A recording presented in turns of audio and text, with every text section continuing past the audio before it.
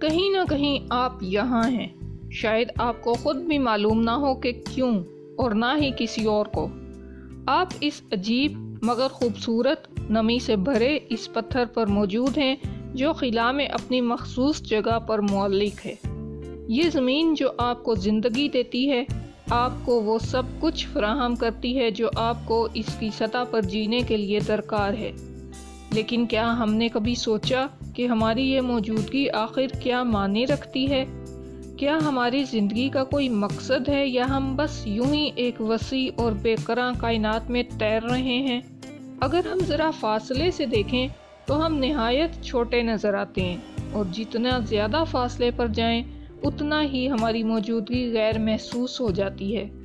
ہم اس چھوٹے سے پتھر پر موجود ہیں جو ایک بے قرار تاریک خلا میں گھرا ہوا ہے۔ یہ خلا کچھ بھی ہو سکتا ہے اور کچھ بھی نہیں۔ ہماری زمین ایک ایسی جگہ ہے جہاں زندگی نے جنم لیا اور اس نے ہمیں شعور عطا کیا، لیکن اس وسیع کائنات میں ہمارا مقام کیا ہے؟ یہ سوال ایک قدیم فلسفی کے طالب علم کے ذہن میں پیدا ہوا۔ وہ اکثر رات کو آسمان کی وسعت کو دیکھ کر حیران ہوتا کہ کیا ہم ہی اس کائنات میں اکیلے ہیں؟ کیا ہماری زندگی کا کوئی مقصد ہے یا ہم بس ایک حادثاتی ارتقاء کا نتیجہ ہیں؟ وہ دنیا کے بڑے فلسفیوں، سائنسدانوں اور مذہبی شخصیات کی کتابیں پڑھتا رہا، لیکن ہر جواب اسے مزید سوالات میں الجھا دیتا۔ پھر ایک دن اس نے فیصلہ کیا کہ وہ اپنی زندگی کو اس انداز میں گزارے گا کہ اگر زندگی کا کوئی مقصد ہے تو وہ خود اسے تلاش کرے گا۔ وہ دنیا گھومنے نکلا، مختلف تہذیبوں سے ملا، فطرت کا مشاہدہ کیا اور انسانوں کے رویے کو سمجھنے کی کوشش کی۔ اس نے پایا کہ ہر کوئی اپنی حقیقت میں ایک خاص دائرے میں مقید ہے۔ کسی کے لیے خوشی دولت میں ہے، کسی کے لیے علم میں اور کسی کے لیے محبت میں، لیکن سب کے ذہن میں یہی سوال تھا، ہم یہاں کیوں ہیں؟ وقت گزرتا گیا اور طالب علم نے یہ سمجھ لیا کہ ہماری زندگی کی حقیقت ایک نہ ختم ہونے والے سفر کی طرح ہے۔ اس نے مشاہدہ کیا کہ ہر شخص کسی نہ کسی چیز کی تلاش میں ہے۔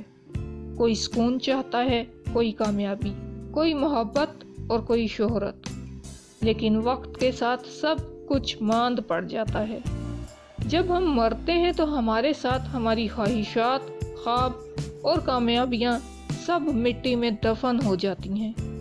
ہمارے پیچھے کچھ یادیں رہ جاتی ہیں جو وقت کے ساتھ ختم ہو جاتی ہیں۔ تو کیا ہماری محنت، کوشش اور خوابوں کا کوئی مطلب نہیں؟ کیا ہم بس اس لیے پیدا ہوتے ہیں کہ کچھ وقت گزار کر مٹی میں مل جائیں؟ یہی وہ مقام ہے جہاں طالب علم نے ایک اہم حقیقت کو جانا۔ یہ سب کچھ بے معنی تب تک ہے جب تک ہم خود اسے معنی نہ دیں۔